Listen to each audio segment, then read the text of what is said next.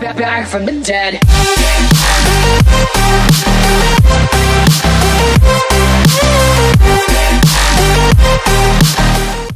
Yo, what's up guys, this is Yusuf here from TECHDROIDS, and continuing with our Raven Ridge builds, today I've got you guys a $350 killer PC for that budget nerds or budget gamers who want to edit videos or play games and still don't want to spend a lot of money. This is a PC featuring the new Raven Ridge RYZEN 3 2200G APU, so you don't have to buy a graphics card, but you might upgrade to one in the future. But with that being said, all the parts that I talk about in this video will be linked in the description to Amazon US, and as always, those are affiliate links, so if you want to buy from those and help the channel out and in turn help me make more videos, it'll be totally appreciated.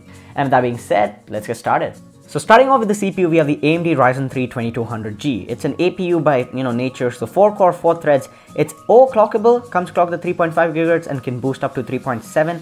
It has the Vega 8 GPU, and the 8 stands for 8 control units or compute units, and it retails only for $99. For that price, it's a steal. Now to house that, we have the ASRock AB350M HTV motherboard, aimed for socket type, HDMI, DDR4, USB 3.0, SATA 3 and also an M.2 slot for super fast storage. It comes in a micro ATX form factor, so you're not paying a premium for small. Only $60 for this motherboard is again no brainer, so go for it. And for RAM, as we all know, the skyrocketing prices, we have a crucial 8GB stick clocked at 2400 MHz.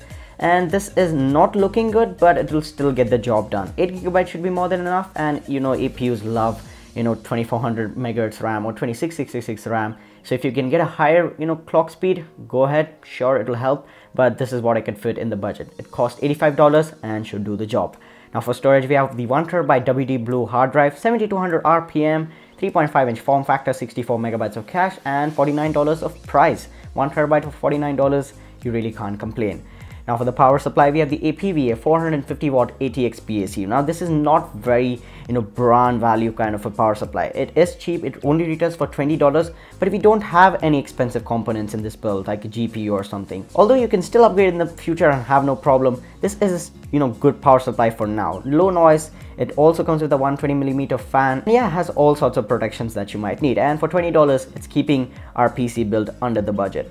Now for the case, and to wrap this whole build up, we have the CORSAIR CARBIDE 100R. It's one hell of a minimal looking case.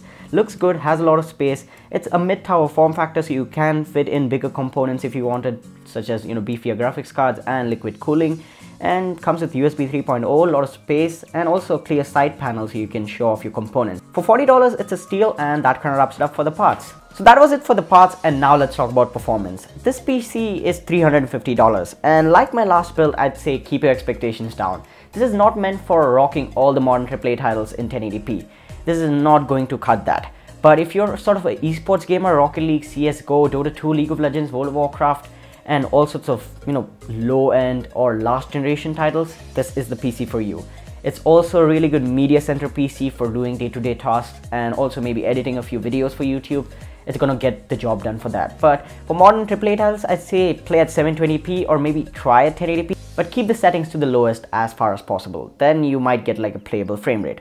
But yeah, GTA 5 and the newer titles should be playable if you keep your settings low. But that's about it for the performance of this PC. It's a well-rounded PC for the budget and should get the job done if you're looking for something in this price.